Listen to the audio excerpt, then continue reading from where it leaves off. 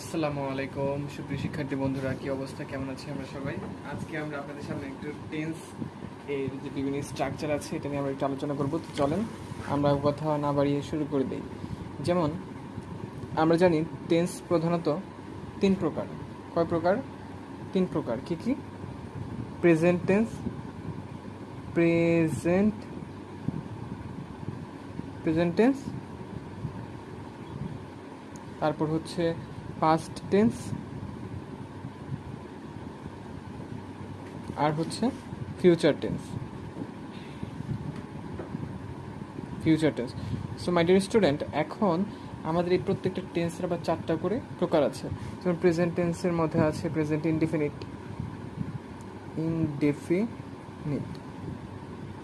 তারপর continuous,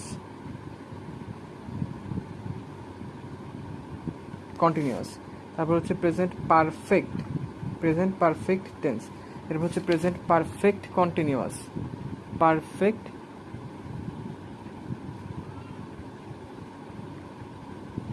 continuous. এখন আমরা প্রত্যেকটা স্ট্রাকচার পড়বো। এখান থেকে আমরা স্ট্রাকচারগুলো পড়ার চেষ্টা করি। চলেন, প্রেজেন্ট ইনডিফিনিট টেন্সের যে স্ট্রাকচার সেটা হচ্ছে,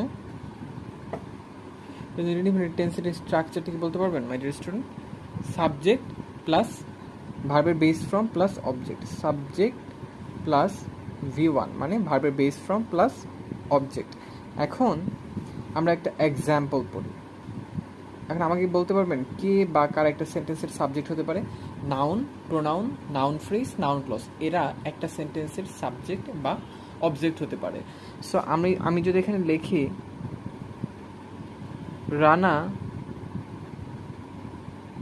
Rana goes to school, Rana স্কুলে যায়। সো এখানে রানা সাবজেক্ট এবং স্কুলটা হচ্ছে আমাদের অবজেক্ট, এবং ভার্ব হচ্ছে গোস। তো এখানে আমরা গো এর সাথে এস বা ইএস কেন যুক্ত করলাম? কারণ রানাটা হচ্ছে থার্ড পারসন সিঙ্গুলার নাম্বার। ওকে মাই ডিয়ার স্টুডেন্ট, এরপর আমরা যদি লিখি শি ইটস মানে খায়, শি ইটস ব্রেড, সে রুটি খায়, শি ইটস ব্রেড, সে রুটি খায়, সেটা হচ্ছে এখানে প্রোনাউন যেটা সাবজেক্ট হিসেবে কাজ করছে, ব্রেড হচ্ছে নাউন যেটা অবজেক্ট হিসেবে কাজ করছে, আর এটা হচ্ছে ভার্বের বেস ফর্ম। এখন এখানে ভার্বের বেস ফর্মের সাথে এস বা ইএস যুক্ত হওয়ার কারণটা কি বলতে পারবেন? কারণ এখানে যে সাবজেক্ট আছে সেটা থার্ড পারসন সিঙ্গুলার নাম্বার। তো এরপর আমরা কন্টিনিউয়াস টেন্সের স্ট্রাকচারে চলে যাই।